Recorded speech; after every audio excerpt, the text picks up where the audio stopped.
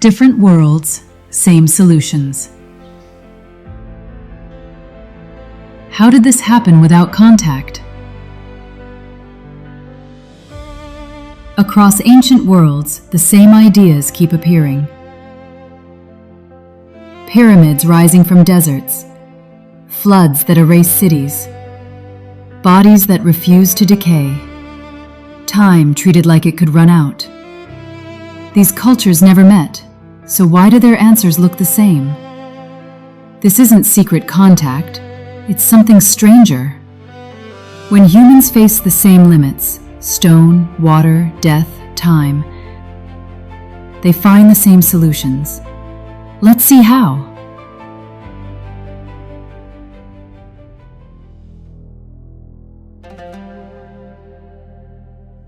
In Saqqara, Egypt, around 2630 BCE, the earliest royal tombs were built as mastabas.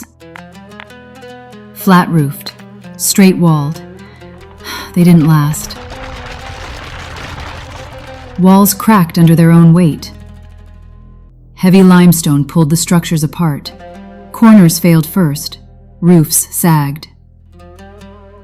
So Egyptian builders changed the angle.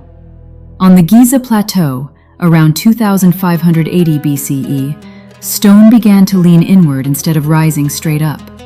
The cracks slowed, the structure stopped failing.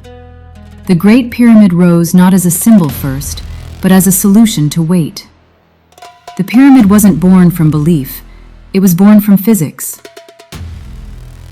Thousands of years later, on another continent, the same problem appeared. In Teotihuacan, in the basin of Mexico around 100 BCE to 200 CE, builders tried to raise massive stone temples without steel, without concrete, without arches.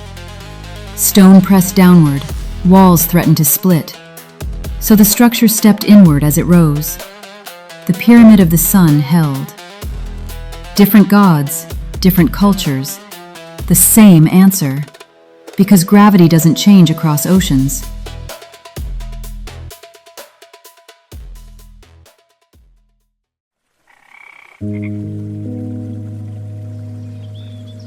The first great cities were built beside rivers. Rivers fed life. They also erased it.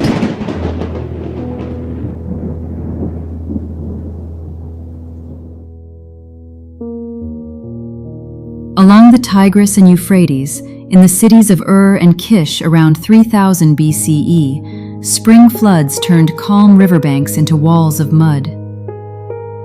Clay tablets softened and dissolved. Mud brick walls slumped into the water. Whole neighborhoods vanished overnight. To the survivors, it didn't feel like a city was damaged. It felt like the world had ended. Thousands of kilometers away, in the Indus Valley around 2500 BCE, monsoon rains swelled the river and shifted its course. Streets in Mohenjo-Daro filled with silt. Wells were buried. Sections of the city were abandoned as the land itself changed shape. Different rivers, different worlds. The same experience of watching a city disappear. When floods erase records, memory becomes story. Story becomes myth. That is why flood legends echo across distant cultures.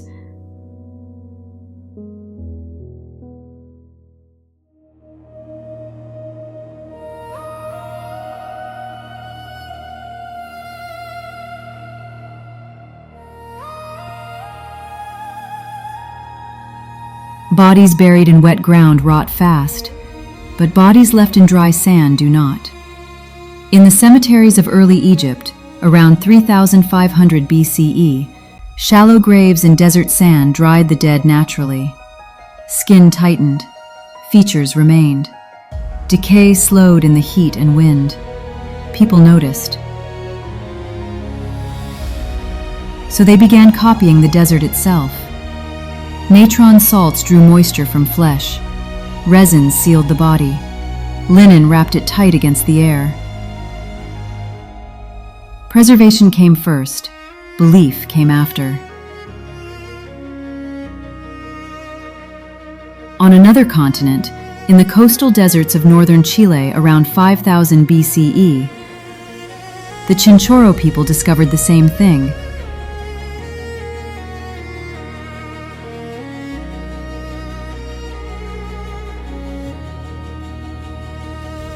Bodies left in dry wind and mineral soil hardened instead of rotting.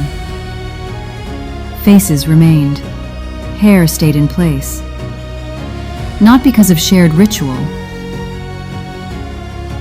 but because decay follows the same chemistry everywhere on Earth.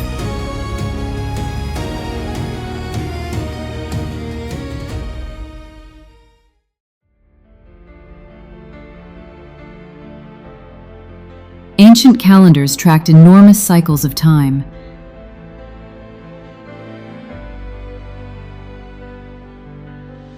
In the cities of the Maya, long counts of baktuns measured spans so vast that a human life barely touched their edge.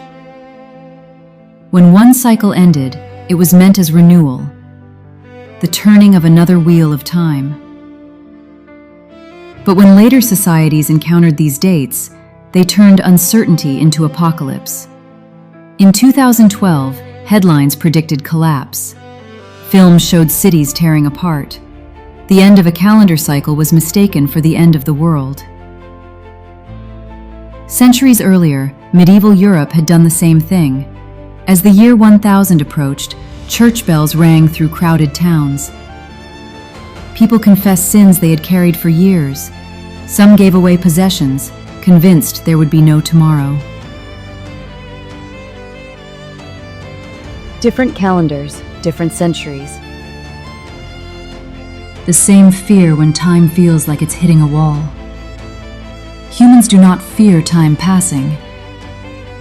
They fear time ending. These patterns don't exist because ancient civilizations secretly met. They exist because nature teaches the same lessons to every human mind. Stone collapses until you learn how weight really moves. Rivers destroy until you learn where not to build. Bodies decay until you learn how moisture changes flesh.